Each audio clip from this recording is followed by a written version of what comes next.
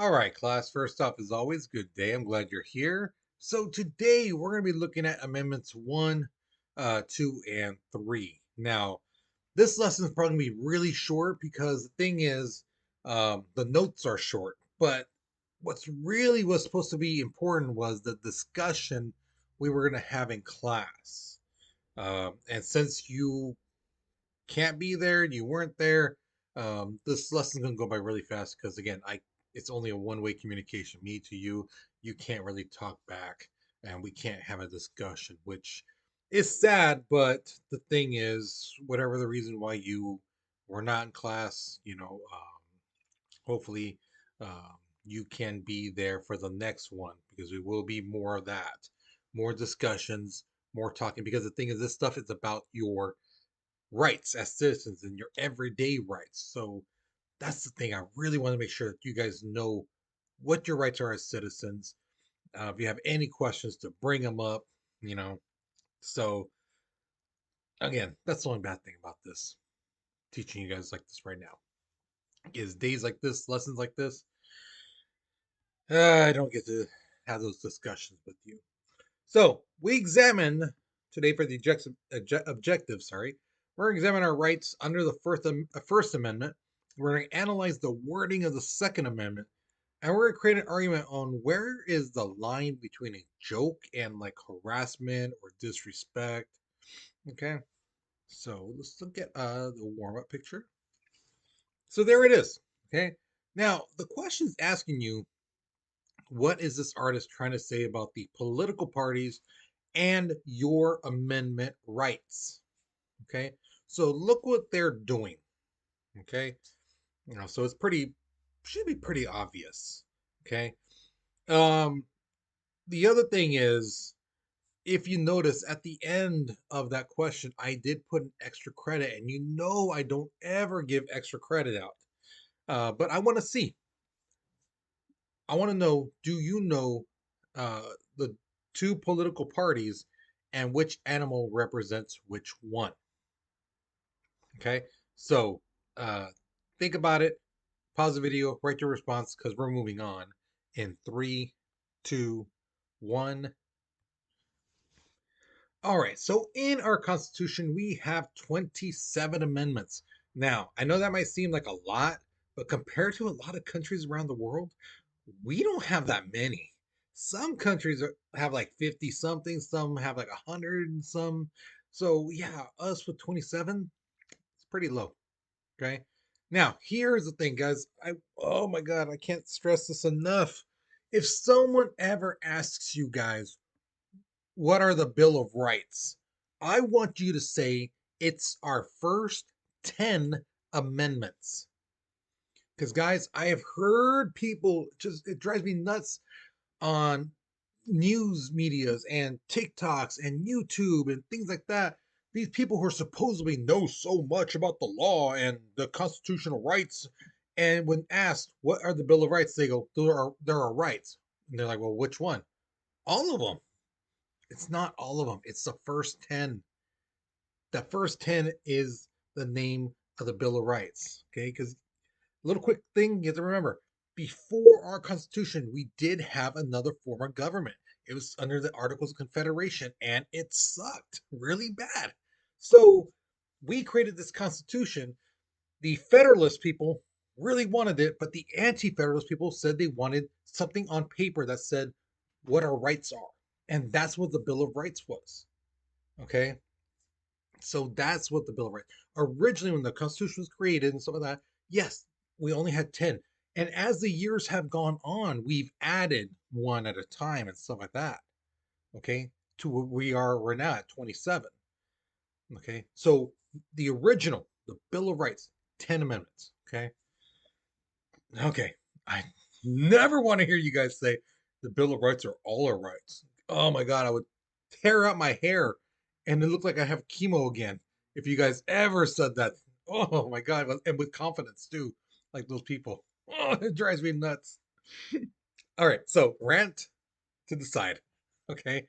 The First Amendment, and this is straight from the Constitution. It says Congress shall make no law respecting the establishment of religion or prohibiting the free exercise thereof, or abridging the freedom of speech, or of the press, or the right of the people peacefully to assemble and to petition the government for a redress of grievance.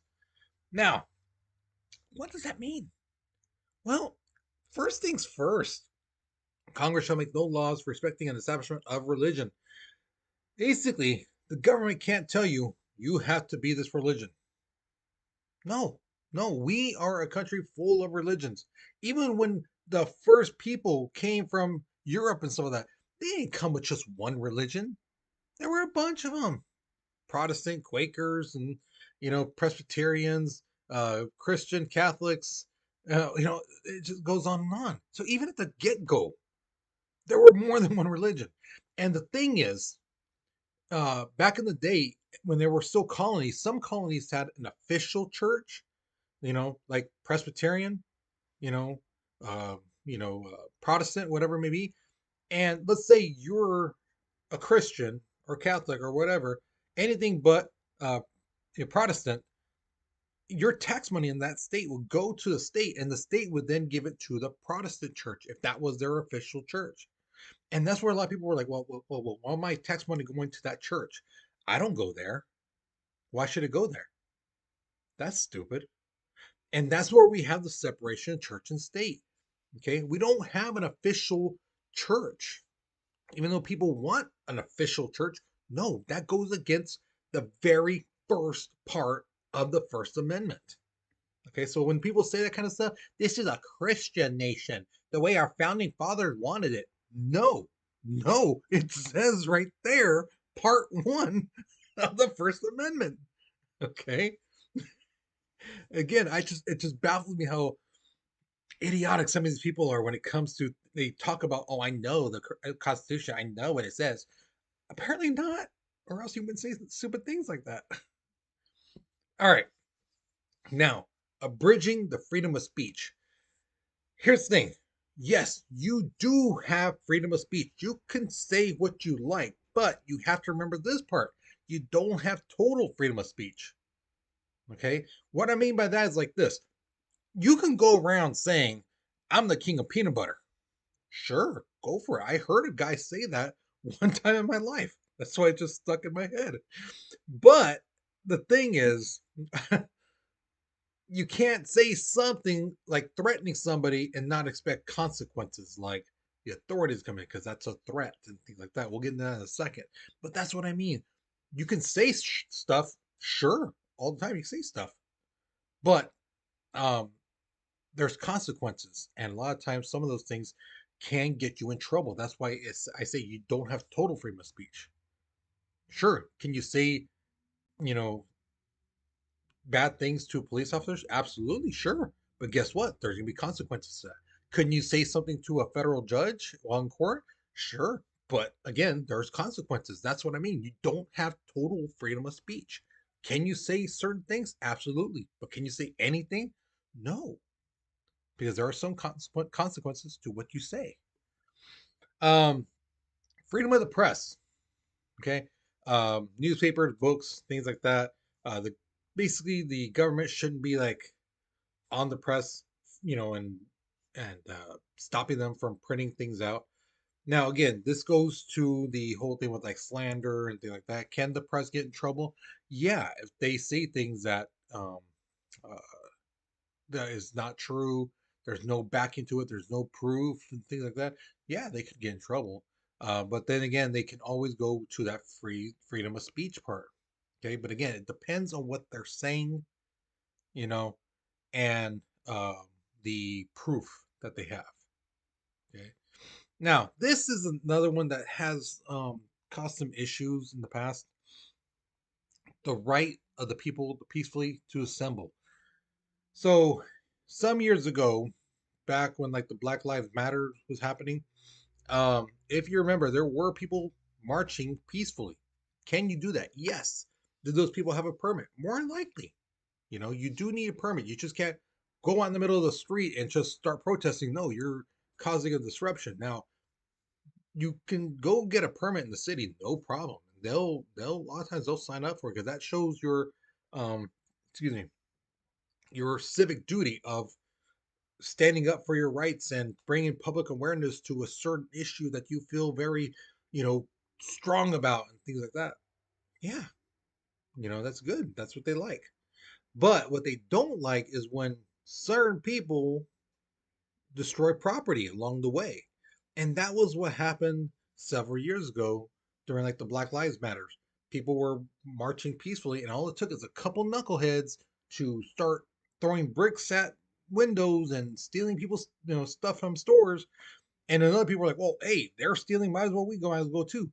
And then that's where it goes from a peaceful assembly to a riot, and that's when the cops come in and stuff like that, to stop all that stuff.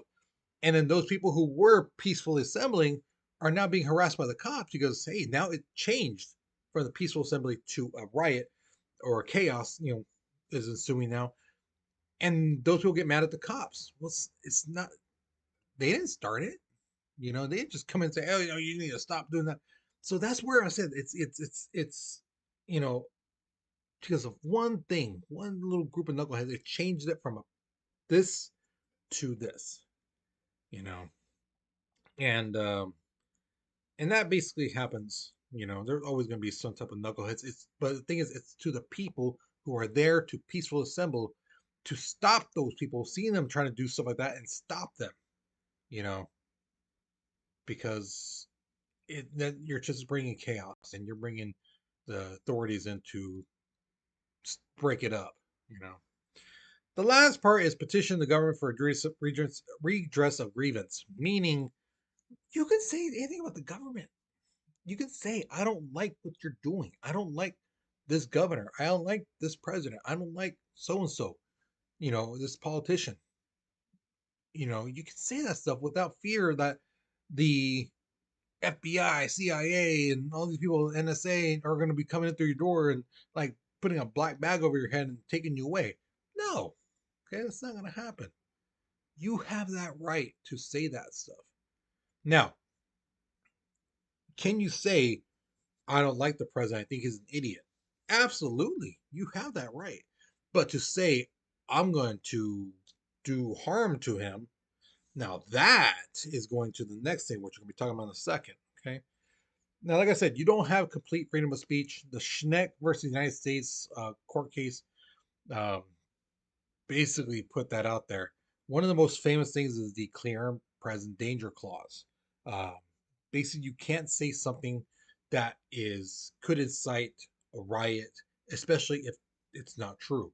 So that one of the most famous cases about this is like, or scenarios, should say, is yelling fire in a theater. Now, can you yell out fire in a theater? Yes, if there is a fire. If there's an actual fire and you go out and fire, fire, fire, yeah, you're okay. Okay. You're not inciting a riot. You're trying to alert people that, hey, there's a fire and you need to get to safety, get out the exit doors and things like that. Now, to say fire, fire, fire when there isn't a fire and you're trying to get like TikTok views and YouTube views and things like that, um, for your own amusement, for your own, gains, that's where it is illegal because you're inciting a riot. You're creating a danger that when there isn't one needed. You're creating chaos when there shouldn't be any just because you know there's not one, but you initiate it. You want that chaos to happen because for your views and stuff of that. Yes, you can get in trouble for that stuff. Okay. Now, I hate to say this, but it's true. Hate speech is protected by the First Amendment. Now, I've had students in the past like get pretty upset, like, why is that? This and that. Because the thing is, a lot of the hate speech, it is opinions. You know, when there's people who say, I don't think, like Latin people, black people, Chinese people should be here, things like that. That's their opinion. Okay. Okay, fine. That's what you think. Cool, but I'm staying. you know. Now, if they said these Latin, black, Chinese, whoever should be killed, we should string them up. Now that's where it gets into a true threat. Because that you could say that that's a threat to your life. You know, and the thing is, you have to be careful with things like slanders and threats. When you post something on social media, if you're saying something on there, like trying to spread a rumor or whatever, and this is something that can really hurt somebody, the rumor could really hurt somebody, um, whether it's relationships, whether it's like job stuff, they can sue you for slander, especially if it's not true. And even you're like, well, I was just joking. Doesn't matter. The law doesn't take jokes at all. So you got to be careful what you post. Got to be careful what you say, especially even if it's something somebody else said and you posted it, you're helping spread the fire. You know, and you can be like, well, I didn't know. Well, then why'd you repost it? You know, so you can, especially if what you post, repost does hurt somebody or cause them to do something, um, you can be charged for that, as an accessory. Same thing with playing online. Now, I played online too, and I've played Call of Duty, stuff like that, and I've had people say, I'm gonna do this to you, I'm gonna do this to you, and they could be talking about me on the game. Okay, so I take that with like a grain of salt. But if someone said, "Oh, I know where you live at this place. I'm gonna send this explosion stuff to go to your house," that is now a true threat. Now they may not do it. Chances are they may not. But just the fact that they can find out my address and that they can find a way to make explosives online, that is seen as a true threat because you can find that stuff online. It's a lot easier now than it was, you know, basically like 30 years ago, 25 years ago. Now it's everywhere. You can find that. The access is right there for you. Okay, so that's where it's illegal. The First Amendment does not protect you. Now, on this part of your paper, you're basically going to go through and say, is A protected by the First Amendment or not? Now, I'm going to do the first two with you. In class, I did the first one. I asked for your help in the second one, but the C through I, you did on your own. So basically, I'm going to do the same thing with you guys right now. So, A, posting, I think Congress is worthless on social media.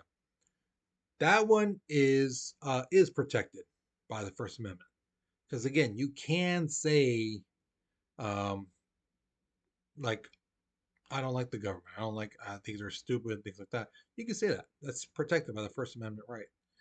Now, B, saying spreading a rumor about a guy you don't like on social media. Now, if you look at the top there where it says which of these would not be considered protected by freedom of speech, there may be a couple that are both yes and no. This is one of them, and I'll tell you why. Because the thing is, it says spreading a rumor. Now, we talked about this a little bit earlier about the slander. The rumor could be something as small as, oh, I hear they got white hairs already at the age of 16, 17. That's not going to do much to the person that hurt them. But if you were to say a rumor saying, like, oh, I heard they do this to little children, I heard they do this to little dogs and puppies, I heard they do this to old people just for fun, that could hurt that person's reputation, their social life, and things like that. Even like prevent them from getting jobs. So that was not protected by the First Amendment. Okay, so A is yes, it is, and B is yes and no because again, it could be either one. Now, what you're going to do again is go through C, D, E, F, G, and H, and I, and basically tell me, is it protected? Is it not protected? Or is it one of those like in between? You just need a little bit more information. Okay. So pause the video, go through this, answer them, and we'll be moving on to the next part. Now, the Second Amendment, this one is one of the most controversial amendments we have. And the thing is, I have some friends and family who are gun nuts, and I have friends and family who are the total opposite. They believe like all guns, if they were gone, all the world's probably would be gone too. Um, and the thing is, I'm always a person who looks at what does the Constitution say.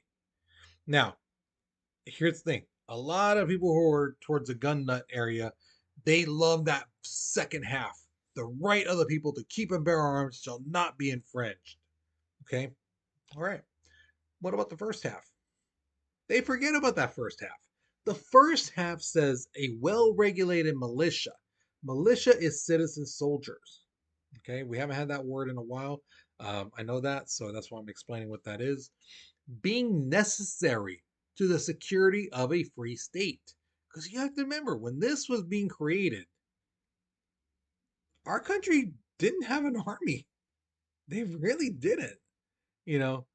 So it was imperative because sometimes hey, it took a while for soldiers to get to certain areas. That sometimes if we're going to be invaded by, let's say, France or Spain, that the citizens needed to hold off those soldiers until our army basically came in. Okay. So that's why they did that. Okay.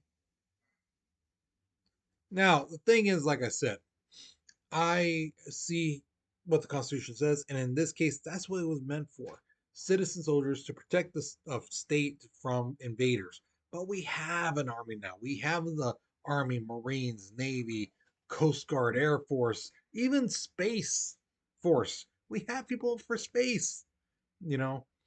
But at the same time, I do understand that hey, you need to protect your family, your loved ones, your possessions, and things like that. I get it, you know.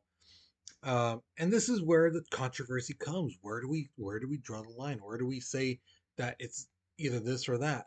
Okay, and again, you're gonna have both sides, the gun nut people and the people who think guns are pure evil, um, fighting over this for years to come.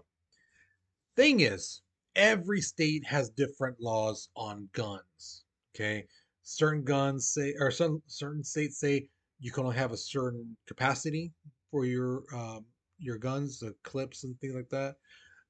Some of them said you can't have like modifications, you can't have certain grips, you know, um, even sights.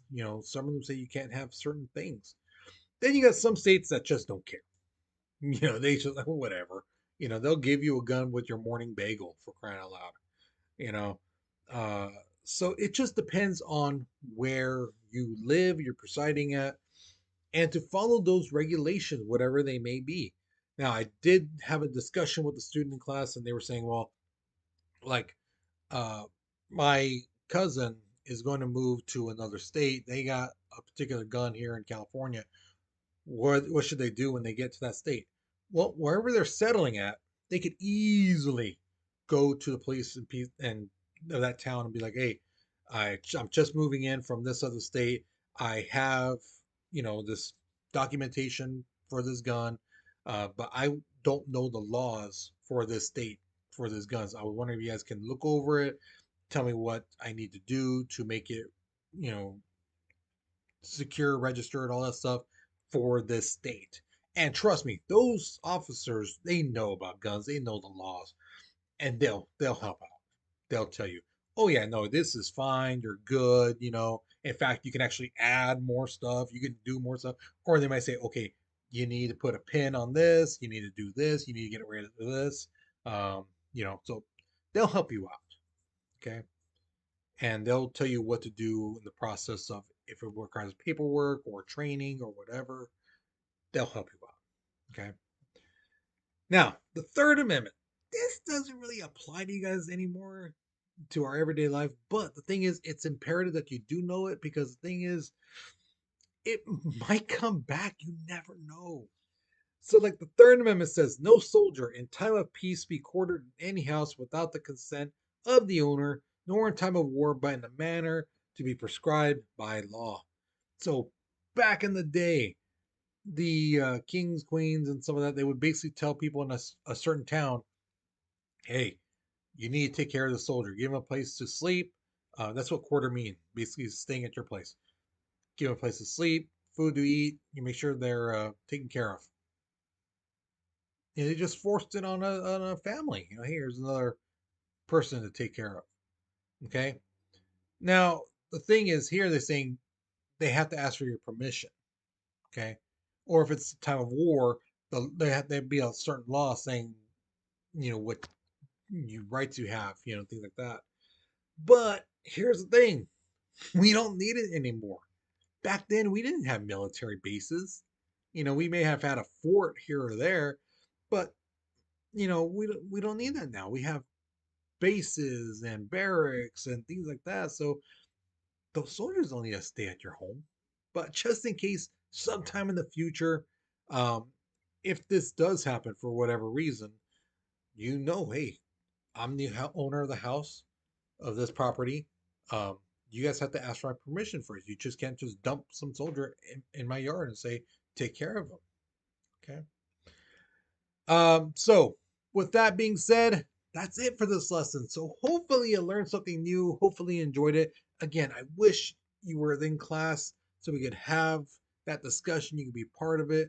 Um, because again, this stuff does affect you. And I tried to recall as much as I could in class for this video. So hopefully you learned something new and hopefully you enjoyed it. Okay. So with that being said, guys, you take care, you be safe, and I'll see you guys later. Okay.